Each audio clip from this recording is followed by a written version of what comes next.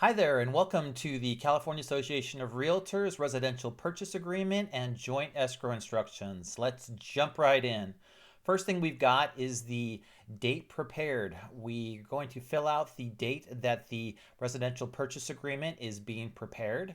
And once we do, we also have the ability to click on it and find out some more information. There's a little question mark you can see right there, and it gives you information about that field and that box and what it pertains to.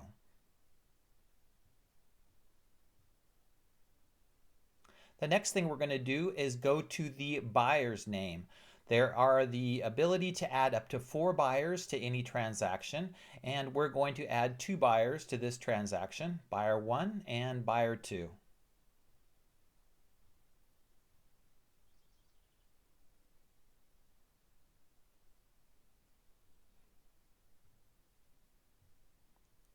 Next thing we're going to come to is the address of the property. This is the property address that is being purchased. We're going to add the property address information into the box provided, and the box is going to propagate the other fields accordingly: the street address, city, state, and zip code for the property. The only other field that we'll have to insert is the county that the property is located in and the assessor's parcel number.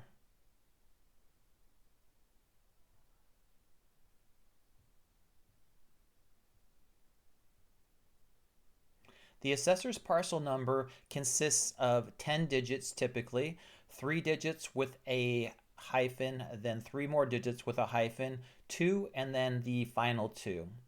Just a quick tip, the final 2 digits of the assessor's parcel is typically the unit number if it is a condo or a townhome.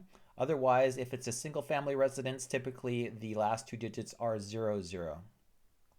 The next thing we're going to do is go down to the purchase price. Once we insert the purchase price of the property, it's going to fill out the correct written out purchase price. In this case, we'll use $1 million. Last thing that we'll do is put our close of escrow date in the final number 1 paragraph on the offer. The close of escrow can be either the actual date that the escrow is going to close on or the days after the acceptance of the purchase agreement. Usually in California, it takes about 30 days to complete a purchase. And in this case, it's much better to fill out the days after acceptance than it is the actual close of escrow date. The close of escrow date does have a tendency to get changed, and therefore, if you were to put in an actual date, the chances of it having to be countered are tremendously higher than just leaving it blank and putting in the days after acceptance.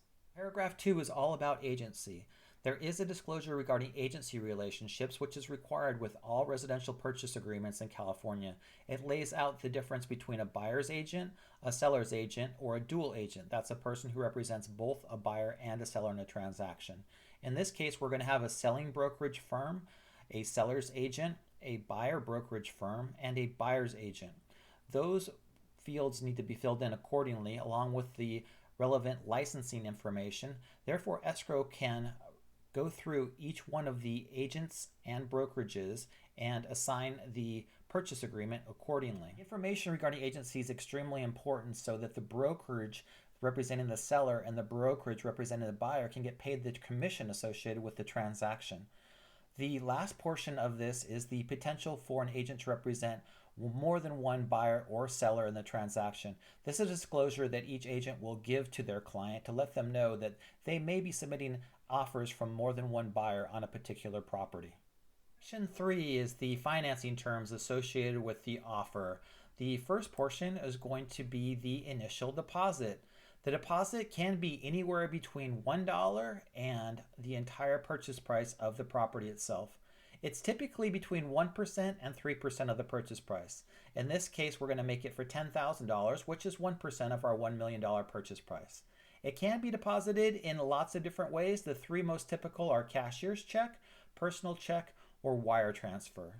The contract specifies 3 business days for the deposit to get into escrow, but it can be as long as or short as you'd like it to be. The deposit can also be sent to the buyer's brokerage via personal check, in which case the buyer's broker can deposit it into their trust account, or it can be sent to escrow directly. There may also be an increased deposit, which is an additional amount that gets deposited into escrow after the acceptance.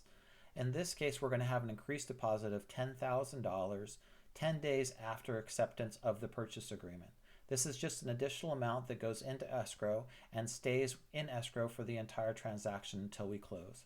So instead of having $10,000 in escrow, we're going to have a total of 20. The next portion of the financing terms is the type of offer it is. In this case, we're going to have an all-cash offer checked. An all-cash offer requires us to submit proof of funds with the offer itself. It means that we're not going to be getting financing. Therefore, you can see the financing section be eliminated from down below. If we don't have proof of funds with us at the time of submitting the offer, we can check the box to submit proof of funds at a later date, usually within 5 business days of acceptance of the offer. Next on our financing terms, we're going to have the loans. The first loan in the transaction is typically going to be a conventional FHA, VA, or seller finance portion of the purchase. In this case, we're going to have $800,000 as our first loan amount. That's 80% of the purchase price. And we're going to have different options to check off if we need to as well. One of them is going to be the amount of interest rate that the loan is not going to exceed. In this case, we're going to put 5%. And if it's an adjustable rate, we'll also put a loan amount not to exceed. Lastly, we have an amount of points that we're not allowed to exceed as well. These are just going to be contingencies. So if we can't obtain a loan with this criteria, we do not have to close as the buyer on this transaction. In addition to the first loan, there is the ability to put down a second loan as well. This can be a conventional portion of the financing. It can be seller financing or any other thing. Again, we have the ability to limit it to a certain interest rate or a certain amount of points not to exceed. There is special FHA and VA provisions whenever you're getting financed. And there you go. We're down at the bottom of page 1 of the residential purchase agreement. We have some additional financing terms. The balance of down payment of the purchase price, that's the $800,000 loan plus the $20,000 deposit equals $180,000, which is the remainder of our down payment, to come up with a purchase price of a total of $1 million. The last couple of things that you see, the buyer's initials and the seller's initials, and we're done with page 1 of the residential purchase agreement. Thank you for watching this video of page 1 of the residential real estate purchase agreement. Additional videos with the complete contract will be linked in the description down below. Also, if you have questions or comments about the real estate purchase agreement, please leave them in the comments section. We will also have a course that teaches expert analysis and skills of the purchase agreement, including seller financing and how to get seller credits for thousands of dollars on your next real estate purchase agreement.